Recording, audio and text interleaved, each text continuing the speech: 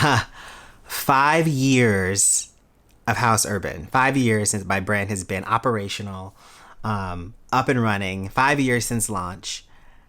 And, I wasn't just running a business, though I did. And I wasn't just selling stuff, though I have. My goal was always to build a cult brand and by extension, a community. And during this journey, I've learned a lot. And if you'd like to learn some of what I learned and apply it to your learnings, then stay tuned.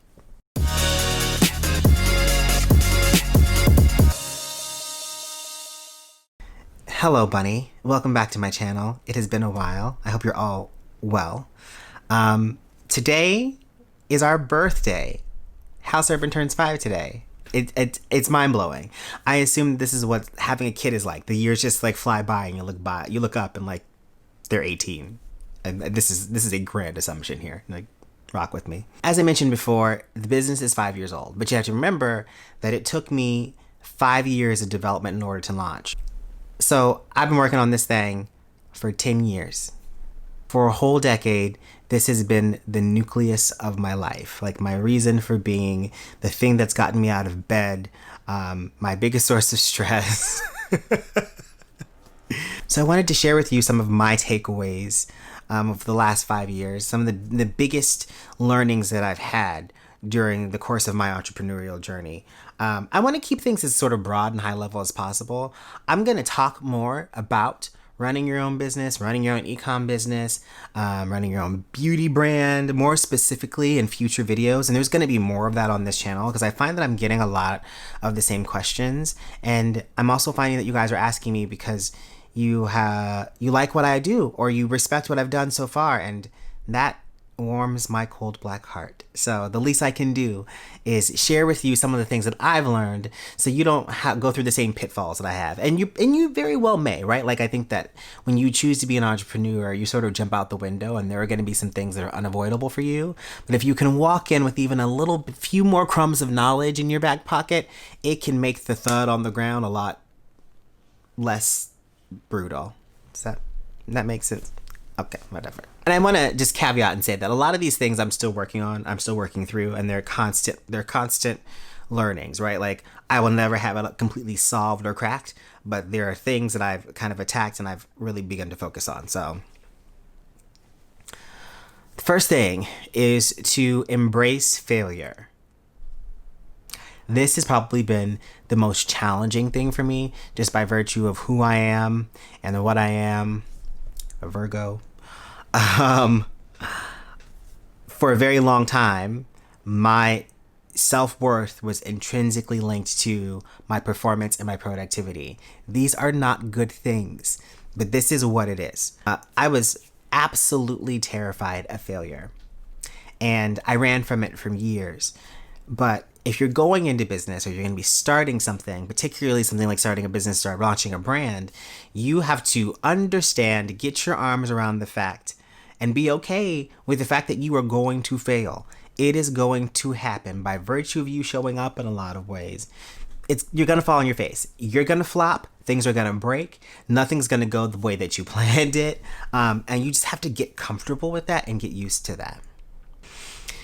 The trick to failure, though, I found, is to fail fast and fail often, right? Like, if it's going to be failure, you might as well get it over and done with, right? Throw yourself out there. If it don't work, don't spaghetti on the wall. If it don't stick, keep it moving. And I think that part of that is, part of the failure bubble and the fear of failure, so much of it is rooted in being too emotionally attached, whether to the project or to outcomes. And that's something that I've had to work on over the years too. Like, I really feel in a lot of ways that everything I produce is brilliant. It's like having a kid, right? Like, you have your kid is special. It's the best kid out there. There's nobody gonna tell you nothing about your kid. But the truth of the matter is, not everybody gonna like your kid, bro. Your kid could be annoying, your kid could be whiny, your kid could be mean. Like, it could be any number of things wrong with your kid, and people don't want to deal because it's your kid, not theirs. So in terms of product development, especially those first couple years of my first collection, I didn't have any empirical data to go off of, right? Like I didn't have a customer base to kind of mine and ask questions of. I didn't have any historical data to look back on. I had nothing to compare anything to. So everything that you got in those first couple years in terms of my collection were things that I felt like I would want and that maybe other people would want. And didn't always work out that way. Out the gate, I had a major flop. The collection as a whole, we did really well that first year. People seemed really responsive, but there were things that people respond to more than others. And I had to start to look at the things that people were not responding to and adjust accordingly. And it was hard. I had some things in that collection that were there for a little too long because I just couldn't let go. But now the rule is if it doesn't move, it's got to go. We discontinue it. I discontinue things every year.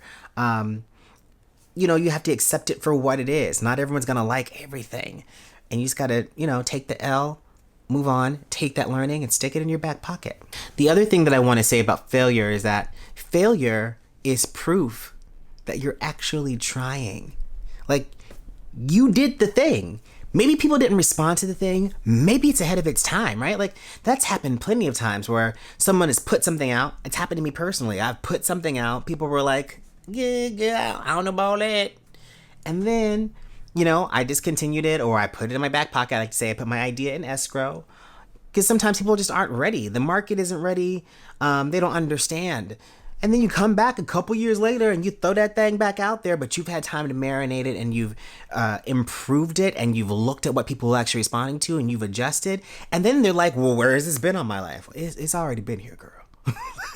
That's happened a couple times too. But, my original point was failure is proof that you're trying. And even if it's a total flap, a whole disaster, you had the fortitude and the gumption to put yourself and your idea and your creativity out there. And that is what matters. And that's what's going to serve you in the long haul. Now, to that point, my next big learning is never say die. What did Cardi say? You knock me down 9 times, I get up 10. It's always the 10th time that the magic happens, and you just have to keep swimming. What that's going to require of you, though, is that you think outside the box. Every masterpiece that's ever been made could have been better, right? The work's never done. The development and the evolution is never over. You have to find ways to make things work. There's a mindset that I refer to as limousine syndrome. And these are people who are waiting for all of the stars to line up and every last one of their resources to be picked up and in order before they move, right? Like you're waiting for the limousine to be parked outside of your house to take you to Hollywood to fulfill your dreams. It doesn't work that way. So there are always going to be barriers to entry for everyone in every industry, no matter what you're doing. And it seemed like sometimes that direct road or that front door, they won't let you in. So it's like, okay, well, I can't do this because they won't let me in the door. You got to find other ways. You got to find a side window, a back door, an employee who's willing to give you their badge to sneak in. You have to figure out ways to make the thing work for you. So here's an example of like how that played out for me. When we started to launch, I wanted to get samples made of our cleanser. And keep in mind, like everything that I was doing at this point still, I was pouring and making by hand. And we had this cleanser, and I was like, I need to get samples made of it. And I wanted to get little like sample packet sachets made. So there are companies who do this. I called a couple of them, and one of two things was happening. Either A, they weren't in my budget. I had no budget, really. Like, what was I going to do? Pay you? And I had like less than $1,000 to get this done. That wasn't going to like pay for the plates to get the front of the sachets printed. So one, they were out of my budget, or two, they just wouldn't even take me on. They wouldn't take my phone call because I wasn't ordering 50,000 units. Like I needed maybe 2,000 and that was pushed. I had 2,500. That was the number, 2,500. I need 2,500 sample sachets and I couldn't get it done. And I spoke to at least 10 or 12 different companies across the US and a couple in China. I didn't want to send my product to China to be filled, so that was off the table. And they wouldn't take me on. And I needed this thing and I couldn't figure it out. I just continued to dig and do my research. And when I was doing the research, I took a deeper dive into how it's actually done, what is the machinery that they use. And I just started like researching the machine for some reason. I don't know why I was researching the machine. I couldn't afford a run on the machine. I definitely couldn't afford the machine itself, nor like where am I going to put it? I live in New York City. So I just continued to do this research and I started talking to people about it. And I came across someone who was like, hey, I have a friend of a friend and he runs a healthcare company and they just bought one of those machines. It's this dude in San Diego. Let's reach out to him. So I reached out to this guy and he's like, yeah. He goes, send me your bulk. I'll do it. He's like, and I'll do it for $500. He's like, you need to make sure that it's fully tested and like for microbes, whatever, which we'd already done. I'd spent the last money on that. And 2 weeks later, I had 2,500 sample packets ready to go just because I did not accept that no. These are the things, these are what I call the fire that molds the metal. These are the ways that you have to think. You have to continually think just outside the box, under the box, over the box, around the box. Entrepreneurship, all it is daily problem solving. That's simply what it comes down to. Every day there's a specific set of problems that you are responsible for solving. Think big. All right, so you've all heard that phrase, don't quit your day job. It's good advice. It's really good advice. I have run in several entrepreneurial circles. I've had really expensive business coaches. A lot of the entrepreneurial culture, especially the entrepreneurial Pinterest, Instagram, social media culture is hurry up, make money, get results. You don't want to work for somebody else. Quit that shit. Like, every day you're spending working for somebody else, you're wasting your time.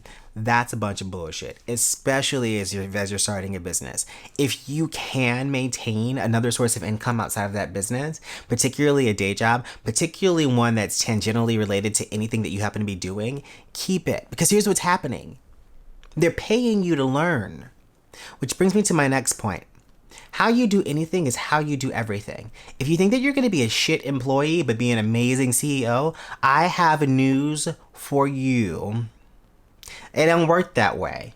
A lot of the times people become successful. Why? Because they spent a lot of time making a lot of other people a lot of money. And while they did that, and maybe the money didn't go into their pocket, they had the freedom to absorb and learn and figure out how they want to affect change. At the end of last year, I had a huge opportunity with Haus Urban, and it would have required that I left my job. And I did that. And then the shit promptly fell apart. And then Rhoda pulled up to the group chat and decided she wasn't going to leave. I had to go get another job. It's just what it was, because I would rather be working 12 hours a day for someone else and then have another 4 to work on my stuff than to have to close my doors or shut my company down. And that was already a threat with the pandemica.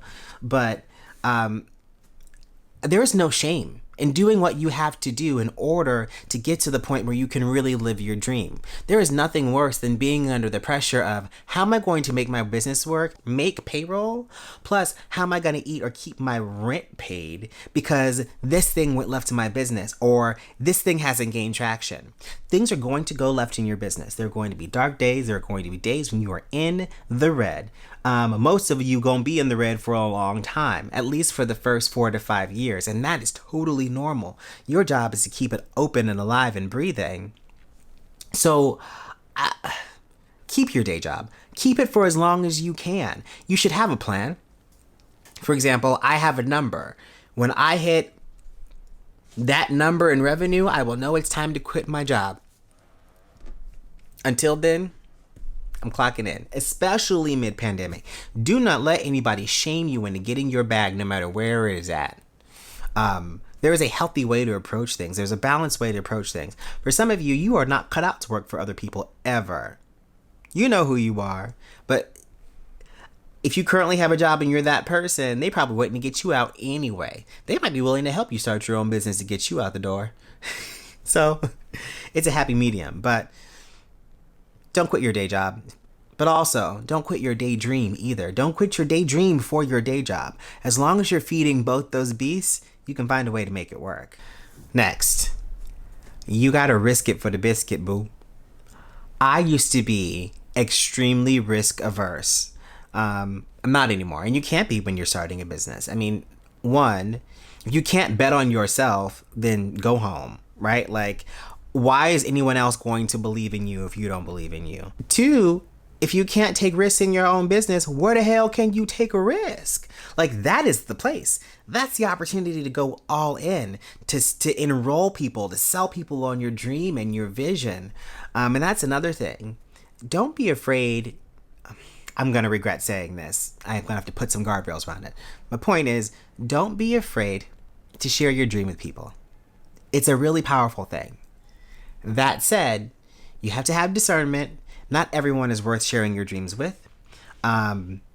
I would say keep it close, close people so they understand what it is that you're going for. Because when they understand the bigger vision, even if they don't get it or they don't necessarily agree, right? And that happens with the people closest to us sometimes.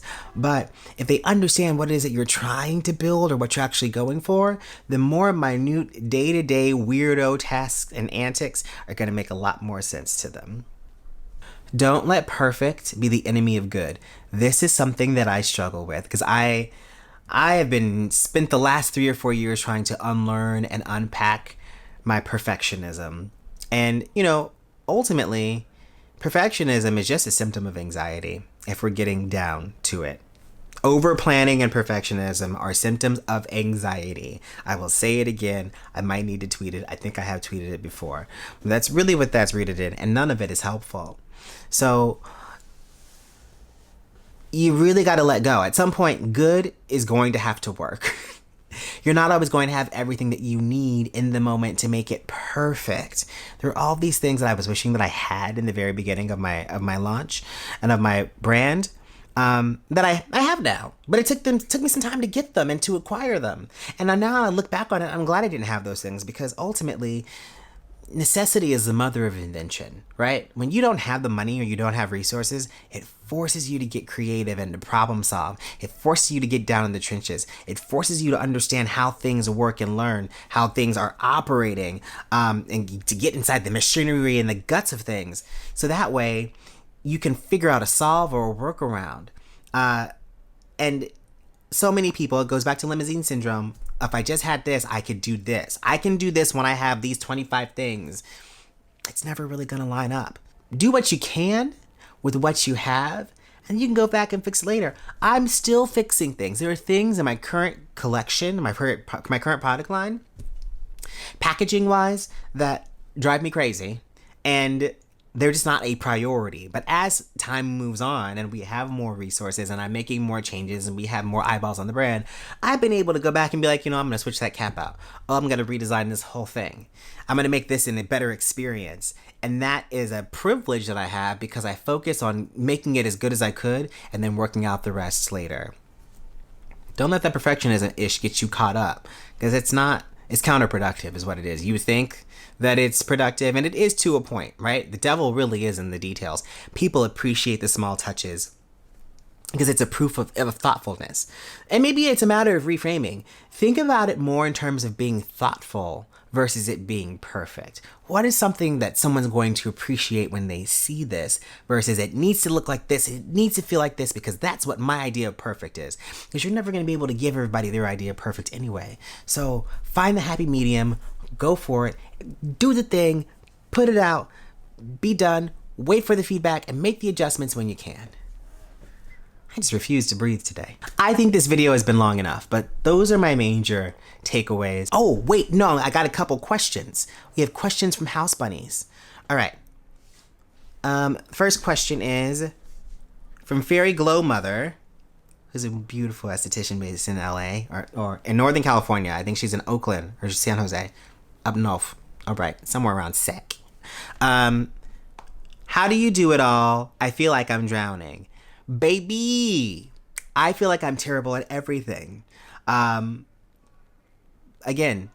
do what you can with what you have right now. You are just a person, and you are a person operating in the middle of a pandemic. Cut yourself some slack. Self-compassion. That's how you get it all done. This is from Flirtatious Dove. Do you plan on adding serums to your product line? Yes. Yes, I do. Don't ask me when. It's coming. It's coming. I hear you. It's coming. I got a list of things you guys want. Okay, this video has been entirely too long. But I do want to say this journey as a founder, as a Black founder, I never thought I would be here. This is not what I planned on doing with my life. You know, it's even 15 years ago. But I am so grateful, and I am humbled by all of your support. The fact that you guys watch this stuff and you buy my stuff and you share it. It's a small tribe, but it's a mighty one. And there's not a day that goes by that I don't think of you guys and smile. And I am so appreciative for this life and this journey and this trajectory and this skin. So I'm gonna leave it at that. If you haven't already, hit like, subscribe, join us here on YouTube. You can find me on social at Haus Urban. Visit housurban.com for all of your skin and body care needs. Thank you for celebrating my birthday with me today. Happy birthday, Haus Urban. See you bunnies later.